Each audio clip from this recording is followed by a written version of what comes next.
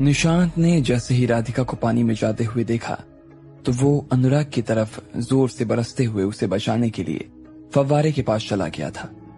इधर हनी ने तब तक राधिका के शरीर पर ढेर सारे घाव कर दिए थे।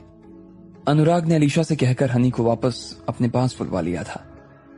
निशांत भी राधिका को बचाने के लिए उसके पास बढ़ता जा रहा था, लेकिन तब तक राधिका लकी को याद करके उसे अलविदा कहकर पानी में गिर चुकी थी। निशांत पानी में कूदा और उसे बाहर निकालने लगा। फिर डॉक्टर ने उसे देखा तो बोला कि उसके शरीर में अभी भी सांस बाकी थी। ये सुनते ही निशांत के दिल में एक खुशी की लहर दौड़ पड़ी। उसने तुरंत डॉक्टर और दोनों नर्सों के पिछवाड़े पर लात मारी और वो सीधा राधिका को लेकर एम्बुलेंस की तरफ भागने लगे। अगले ही पल एम्बुलेंस के सायरन का शोर और उसकी लाल और नीली बत्ती चमकनी शुरू हो गई। गाड़ी जमीन की धूल और लड़कियों के बाल उड़ाते हुए दरवाजे से बाहर निकल आई थी। इधर एम्बुलेंस के अंदर बैठे निशांत ने अपनी जेब से फोन निकाला और तुरंत लकी को फोन मिला दिया। वो बुरी तरह से घबरा रहा था और ये खबर देने में निशांत के हाथ पैर फूले जा रहे थे, लेकिन उसके लिए लकी को बताना भी जरूरी था। उसे मालूम तो नहीं था कि लकी को राधिका के बारे में कुछ पता था या नहीं, लेकिन उसे पता था कि अगर राधिका के साथ ऐसा कुछ हुआ तो उसे उसको बताना जरूरी था। उसने अपना फोन अपने कान में लगा लिया। उसकी आंखों में उसकी चिंता साफ नजर आ रही थी, लेकिन निशांत को यह समझ नहीं आ रहा था कि इस वक्त तक लकी की काफी चढ़ चुकी थी और वो डाइनिंग टेबल पर ही अपने लिए जगह बनाकर लेट गया था। सब लोग उसे वहां से उठाने की कोशिश कर रहे थे, लेकिन वो अपनी मस्ती में इतना मस्त था कि उसे आगे कुछ सोच ही नहीं रहा था। वो किसी को खुद को हाथ भी नहीं लगाने दे रहा था और बस अपने हाथ पैरों को फेंके जा रहा था। संगीत के साथ साथ उसके हाथ पैर चले जा रहे थे और रुकने का नाम नहीं ले रहे थे। राधा कैसे न जले, राधा कैसे न जले, आग तन मन में लगे। लकी की जुबान पर लगान फिल्म का ये गाना चढ़ गया था और वो अपने आप को आमिर खान समझने लगा। तभी उसके पास रखा उसका फोन घनघनाने लगा। वो चमक भी रहा था, वाइब्रेट हो रहा था और बज भी रहा था, लेकिन लकी को अपने ही गाने की आवाज में अपने फोन की आवाज कोई सुनाई नहीं दे रही थी। अरे यार, कहां चले गए? फोन तो उठाओ भैया, निशांत ने चिढ़ते हुए कहा। वो 3 बार उसे फोन लगा चुका था, लेकिन लकी ने उसका एक बार भी रिस्पांस नहीं दिया। यहां इतना बड़ा हादसा हो गया था और लकी की कोई खैर खबर नहीं थी। निशांत को गुस्सा आ रहा था और उसने गुस्से में अपना फोन खिड़की के बाहर फेंक दिया। भगा साले! और निशांत इतना कहकर अपने सिर पकड़कर बैठ गया। उसके आसपास जो नर्स बैठे हुए थे वो निशांत को ऐसे देख रहे थे जैसे उन्होंने इससे पहले कभी कोई आदमी नहीं देखा। साले, तूने मेरी भाभी के साथ इस तरह की हरकत करने की सोच भी कैसे ली? और चल, ये मेरी भाभी ना भी होती तो किसी के साथ इस तरह की हरकत कैसे कर सकता है? निशांत ने अनुराग का गिरेबान पकड़ते हुए कहा। अनुराग भी उसके सामने बैठा हुआ था। उसने अलीशा को अपनी गाड़ी की चाबी दे दी और वो खुद निशांत के साथ एम्बुलेंस में आकर बैठ गया था। निशांत ने लकी का गुस्सा भी अनुराग के ऊपर निकालने के बारे में सोच लिया था और उसने खींचकर अनुराग के गाल पर 2 तमाचे चढ़ दिए।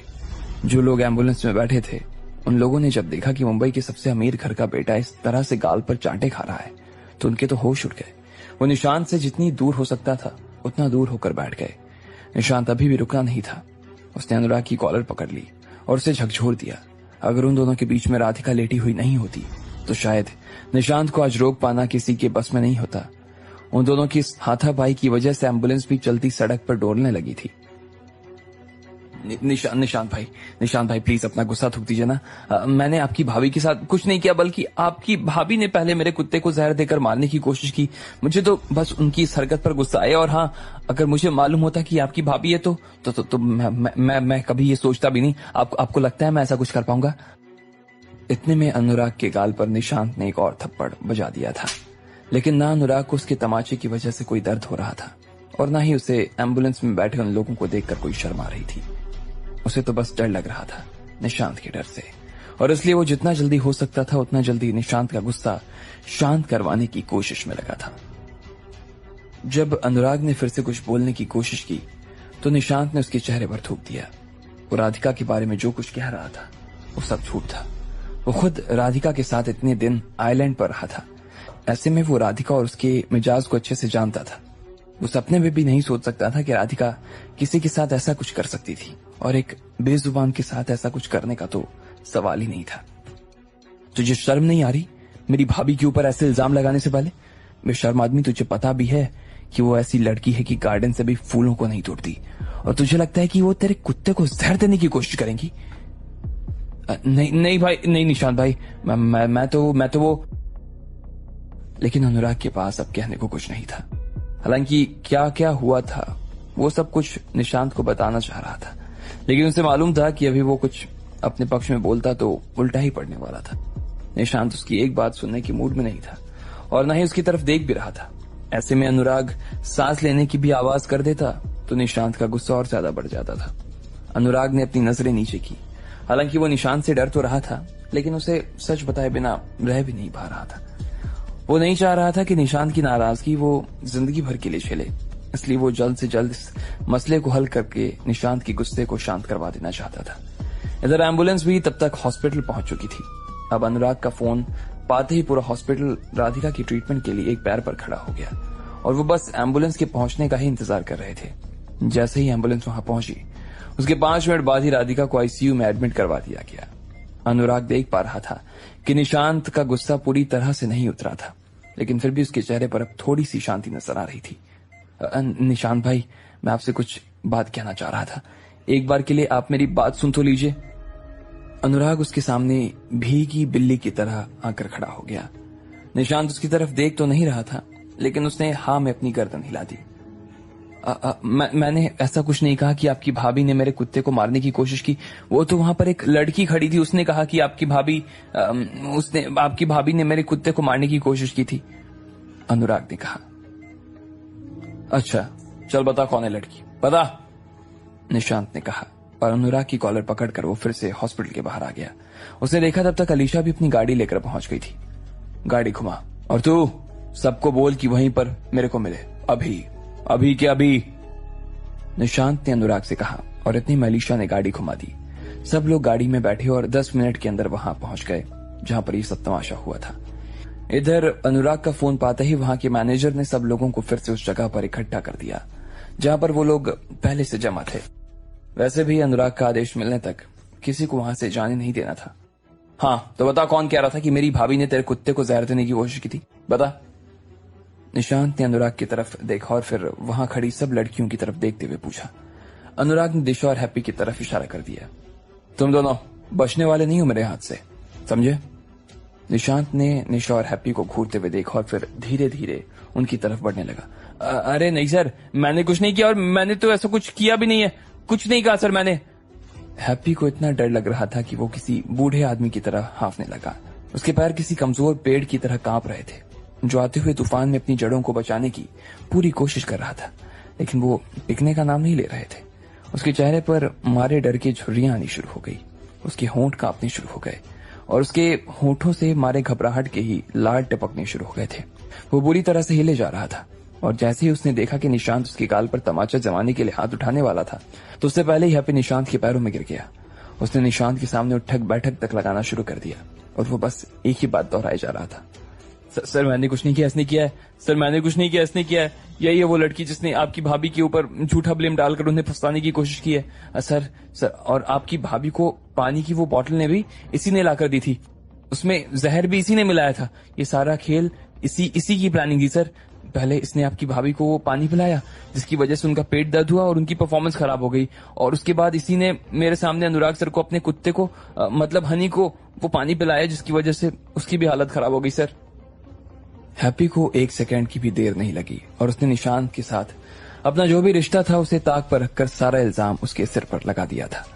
वैसे जो कुछ हो रहा था वो सही भी था, उसका प्यार अपनी जगह था, लेकिन ऐसी लड़की के लिए वो अपनी जान नहीं दे सकता था जो खुद अपने फायदे के लिए दूसरों की जान ले ले।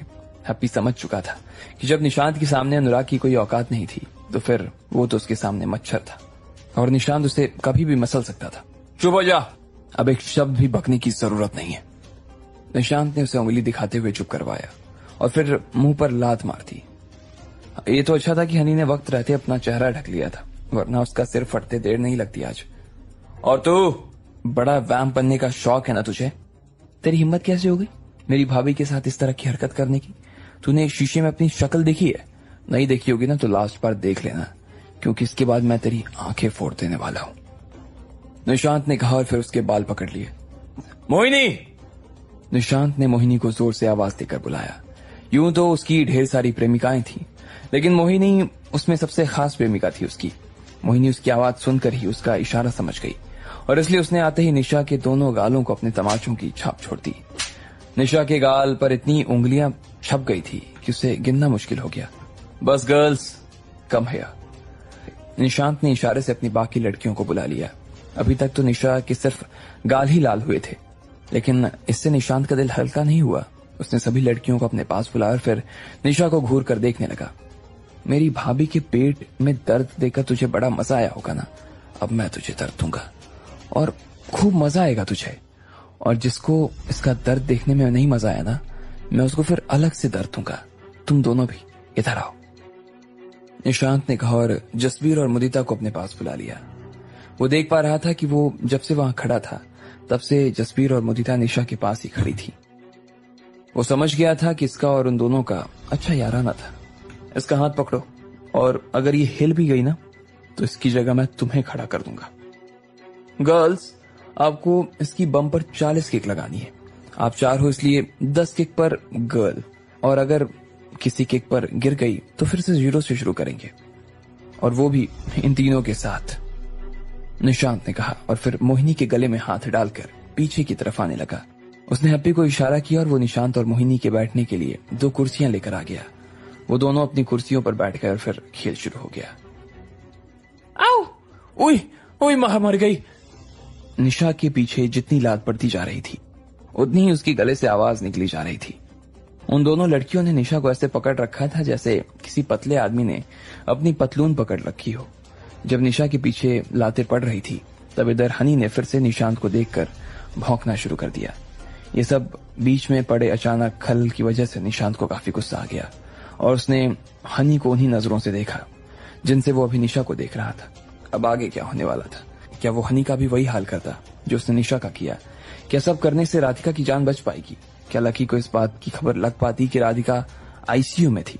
आपको क्या लगता है, क्या होंगे इन सभी सवालों के जवाब? कमेंट बॉक्स में कमेंट करके हमें जरूर बताएं।